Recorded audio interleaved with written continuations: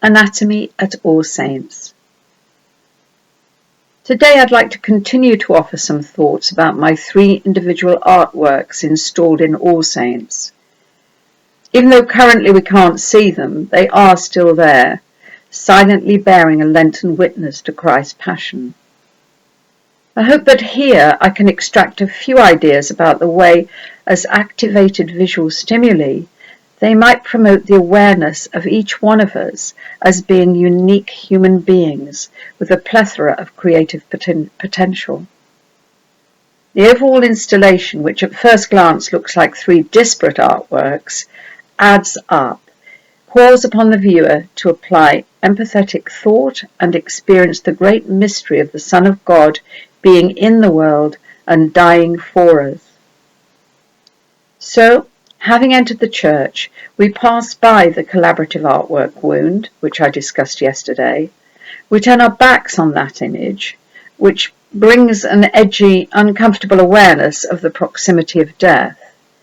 And, hanging on to the countersense of God's life-restoring love, we approach the altar. Here, 2 large painted scrolls cover the magnificently carved reredos. The artwork consists of 12 meters of drawn, painted and written details, an anatomy of the human body. Beginning with the head, outer appearances, it moves downwards to examine recognizable body parts. The first scroll ends with the 5 senses, depicting the bones of the feet touching its base. The scroll on the right of the altar digs deeper and moves inward, travelling back up through the blood system and the nervous system and probing the less familiar images in our molecular makeup. The drive to research and draw both outer and inner structures is fueled by the need to examine creativity in relation to being human. It's not a regular, predictable method of an anatomical inquiry. In a work of art, the making process itself is under investigation. As the process develops, painted images oscillate between the observed and the imagined. For example, when drawing the movement of blood corpuscles, the inhaling of air, the overall state of flux within the body, the visual imagination has to rely on intuition. Here, the hand leads the way and lets the created thing run ahead of it, taking a sort of perceptive shortcut. This is a description of the way both drawing and writing processes function at their best.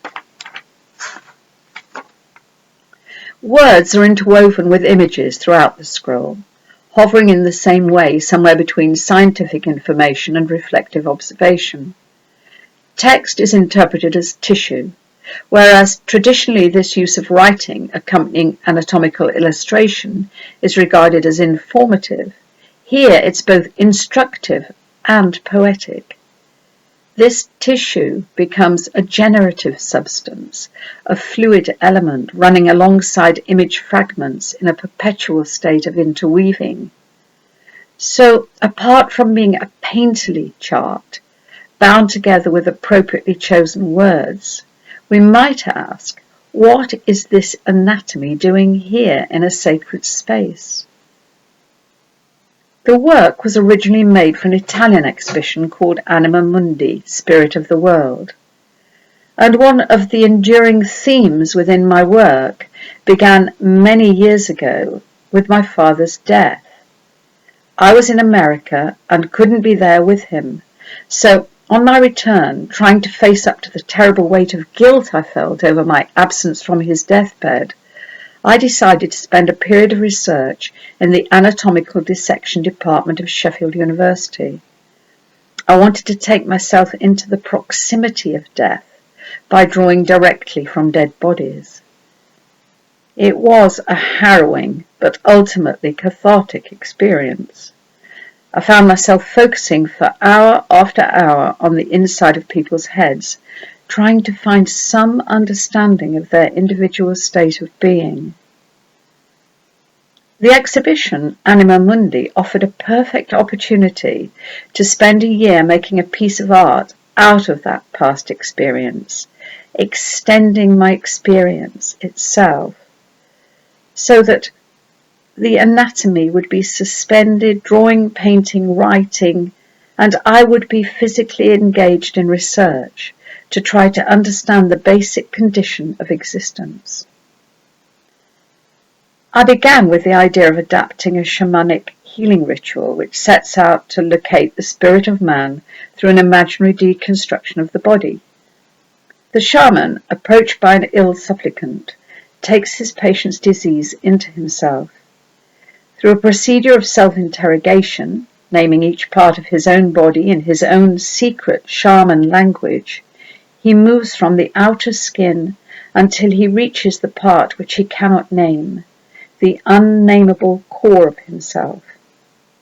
Here he finally places the illness and steadily names and replaces each body part. The ritual ends when he has reconstructed himself entirely, and it culminates in an act of healing.